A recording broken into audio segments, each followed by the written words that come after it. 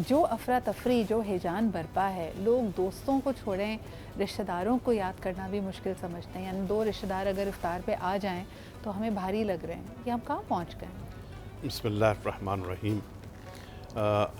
इस्लाम ने वो किसी शायर ने कहा था, दर्द दिल के वास्ते पैदा किया इंसान को, वरना ताअत के लिए कम न थे कर रुमियाँ।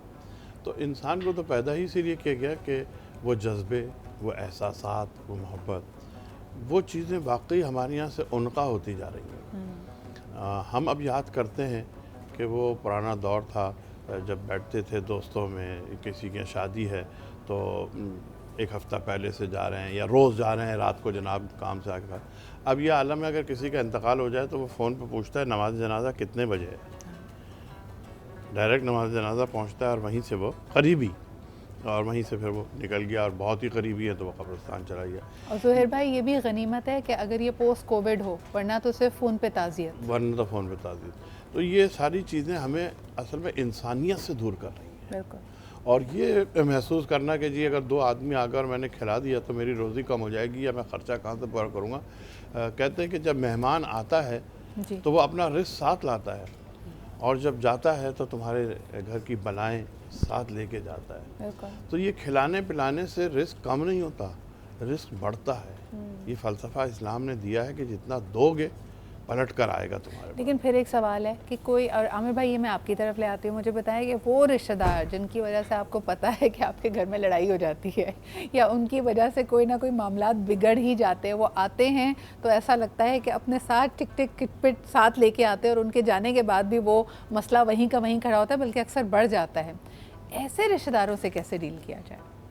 बिस्मिल्लाहिर्रहमानिर्रहीम। सबसे पहले तो आपको मुबारकबाद कि इतना अच्छा टॉपिक आपने आज चूज़ किया, और सवाल बहुत उम्दा है, क्योंकि अमूमन ये समझा जाता है कि सिला रहमी ये है कि आपसे जो मिल रहा है आप भी उससे मिलिए, और जो आपसे मुस्कुरा के मिल रहा है आप मुस्कुरा के उसकी इस्तकबाल कीजिए। लेकिन सिला रहमी ये नहीं है जी, बल्कि ये तो एक तरह का लेन देन हो गया कि अगर कोई आपके साथ अच्छा है तो आप भी अच्छे हैं।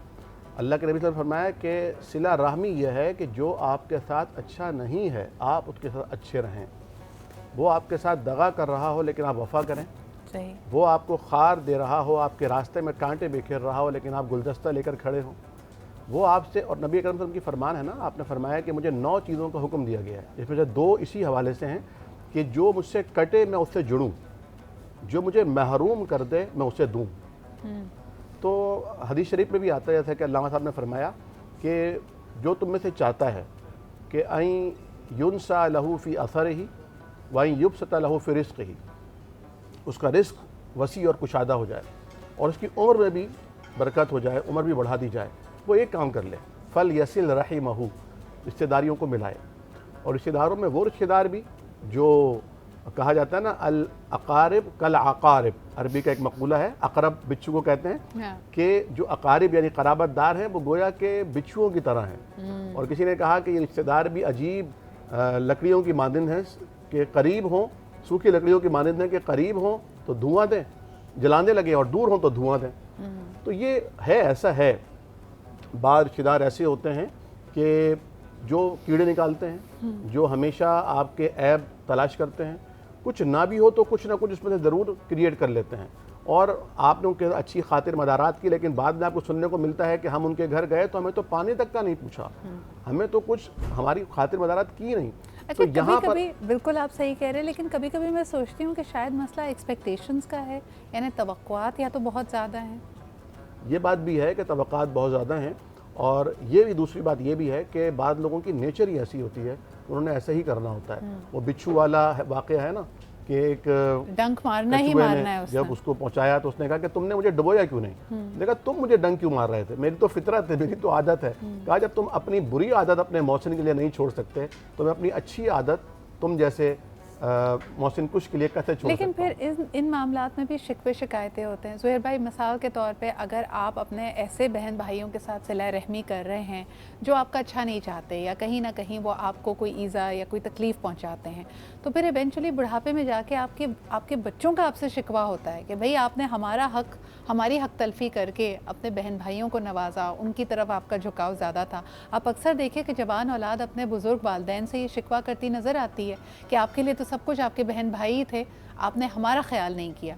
तो ये बैलेंस कैसे क्रिएट किया जाए? एक तो ये कि ये जो कुछ हम करते हैं, चाहे वो रिश्तेदारों के साथ करें, चाहे पड़ोसियों के साथ करें, हमें ये सोचना चाहिए कि हम ये उनके लिए या उनसे कुछ लेने के लिए नहीं कर रहे हैं। हम तो राह लिल्लाह कर रहे हैं, अल्लाह का हुक्म है, हम कर रहे हैं।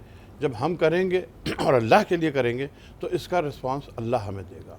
मैं इसका जवाब आपको दूँ, ये जो औलाद हमारी कहती है कि जी आपने किया, एक तो ये कि बैलेंस करना चाहिए, हक़ नहीं मारना चाहिए, हक़ मार के नहीं देना चाहिए, ठीक है आप उनके साथ करें, लेकिन जितना आप सिला रहमी करते हैं उसके असरात आपकी औलाद की ज़िंदगी में आते हैं।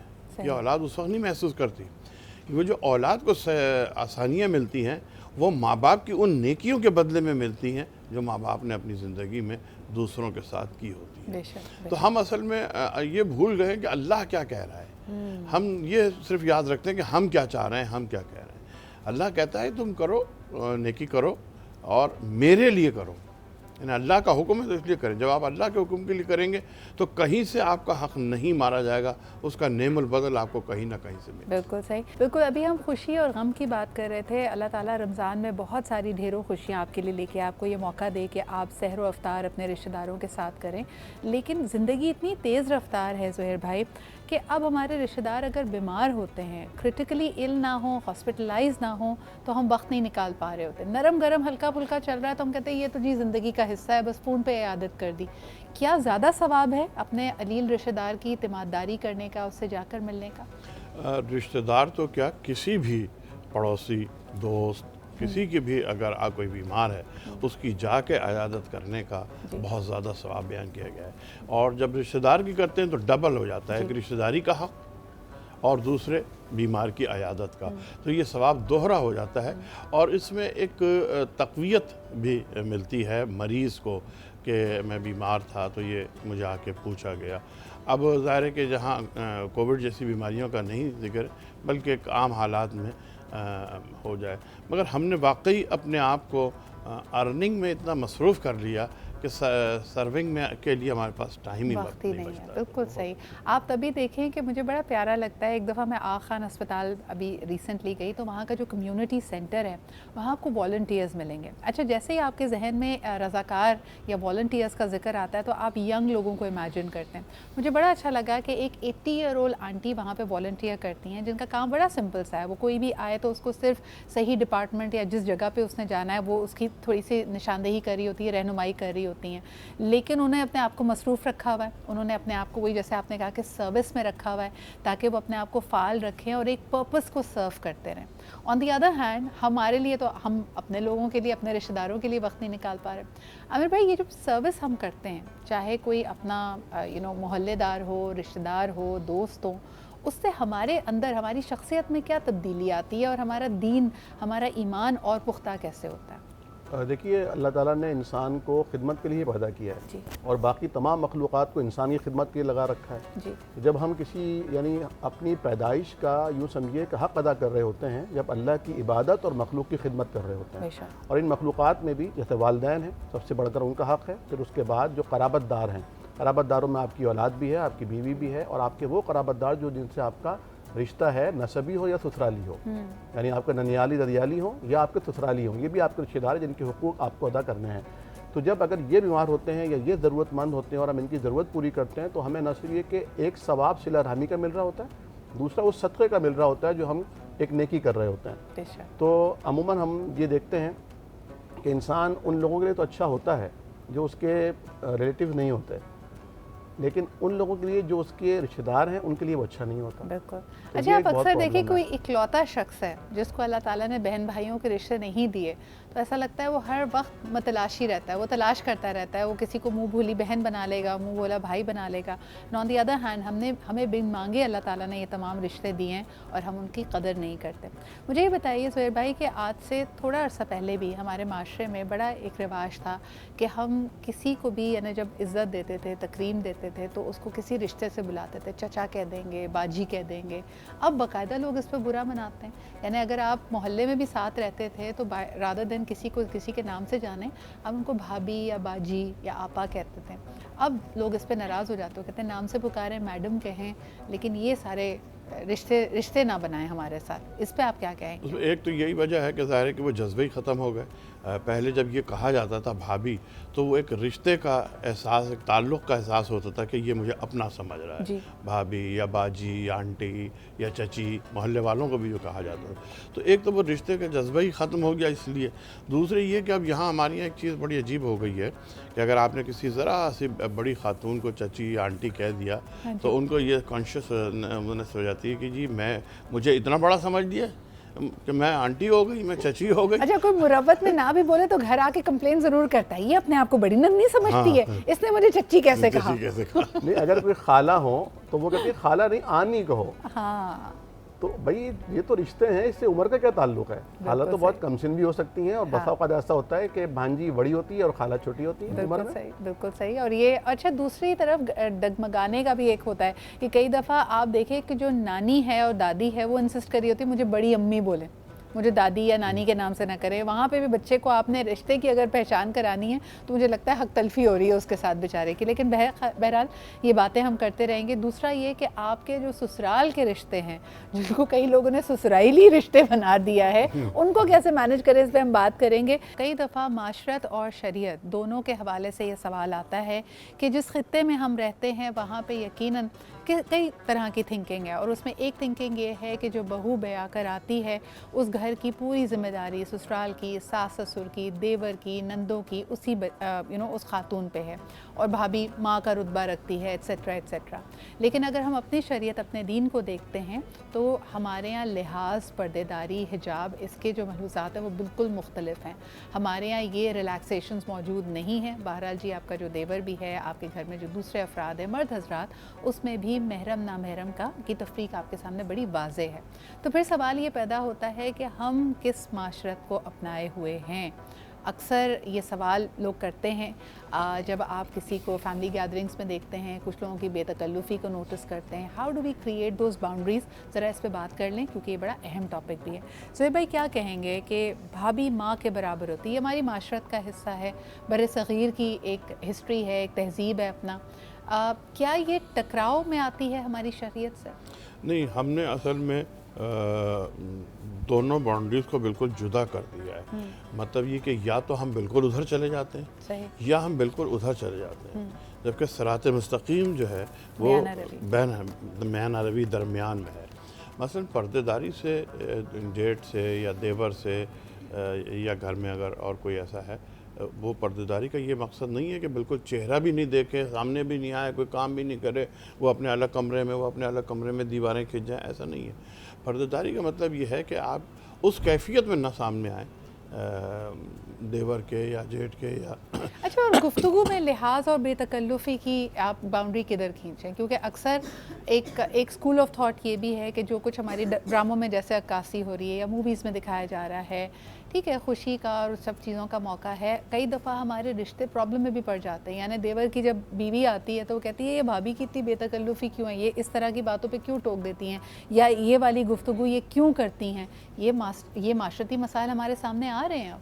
ये जो देवर भाभी की बेतकल्लुफ़ी वाली बात है, उसमें ज़ाहिर है कि वो गुफ्तगू किस किस्म की, एक तो गुफ्तगू ये होती है कि भाई कह दिया, ज़ाहिर बड़ी भाभी है, माँ के बराबर है, उसने कह दिया ये नहीं पहनो, ये कर लो, वो कर लो। और अब भाभी को भी ये सोचना चाहिए कि जब उसकी अपनी बीवी आ गई तो फिर अब थोड़ा सा उसकी ज़िम्मेदारियाँ वो निभाए, आने वाली निभाए।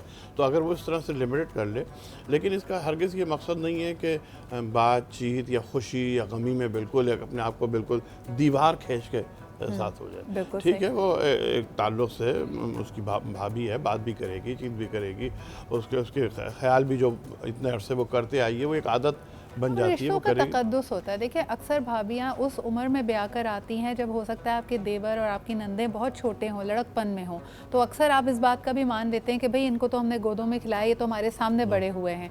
लेकिन दुनिया का चीज़ों को देखने का अंदाज़ मुख्तलिफ हो सकता है, हर रिश्ते का एक अपना तकद्दुस है।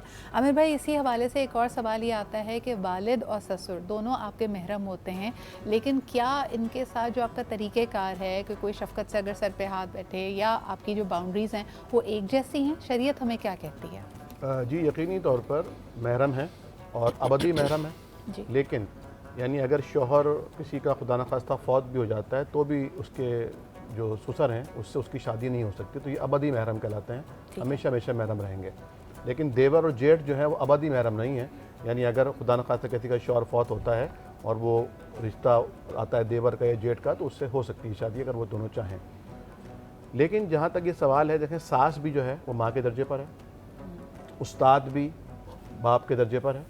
हुजूर ने फरमाया कि अना लकुम बेमदतिल वालिद उअल्लिमुकुम, और इसी तरह ससुर भी जो है वो बाप के दर्जे पर है। अल्लाह के नबी का फरमान है कि तुम्हारे 3 बाप हैं, एक वो जिसने तुम्हें दुनिया में लाने का ज़रिया बना, एक वो जिसने तुम्हें बेटी दी, और एक वो जिसने तुम्हें दीन सिखाया। लेकिन हर एक के लिए एक अलग अलग मकाम है।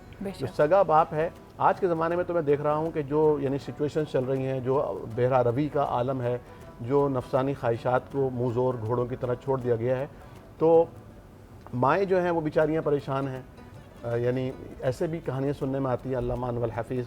तो बहुत एहतियात की ज़रूरत होती है, ख़ास तौर पर वो जो ससुर हैं आपके, वो आपके उस तरह वालिद नहीं हैं जिस तरह आपके सगे वालिद हैं। अच्छा, कुछ हमारे जुमले बड़े ज़दे आम हैं और मुझे तो बहुत मायूब लगते हैं, हमेशा से मायूब लगते हैं, तो मैं उनको रिपीट नहीं करूँगी। लेकिन जब ये हम मौजू पे हैं, तो आपकी जो बीवी की हमशीरा हैं, उनके साथ हमारा क्या, यानी एक मर्द का किस तरह का रवैया होना चाहिए? वो बहनों की तरह हैं, यकीनन रिश्ते में बहन भी हैं, लेकिन वहाँ पे क्या कदगने या बाउंड्रीज़ होनी चाहिए ज़ुहैर भाई? नहीं, जैसे कि अभी आमिर भाई कह रहे थे कि लिमिटेशंस डिफ़र कर जाती हैं। एक सगी बहन और साली जिसको हम कहते हैं, उसमें फ़र्क तो आ जाता है, और उसमें उम्र का डिफरेंस भी बहुत ज़्यादा काउंट करता है। अगर साल, 2 साल, 3 साल, 4 साल, 5 साल, 7 साल का फ़र्क, एक तो फ़र्क हो जाता है जब 20 साल का फ़र्क है, तो वो तो फिर बेटी की तरह ही हो जाती है। लेकिन वो एक लिमिटेशन, जैसे आमिर भाई ने कहा कि वो लिमिटेशन अलग हैं जिनमें हमें रहना चाहिए। यहाँ तो अब जैसे हम माशरे की बात कर रहे हैं, 2 चीज़ें, एक तो ये कि ड्रामों की भी आपने बात की माज़रत के साथ। मुझे नहीं पता कि ये ड्रामे हमारी माशरत की अक्कासी कर रहे हैं, हमारी मज़हब की अक्कासी कर रही है, किसकी अक्कासी हम लोग कर रहे हैं?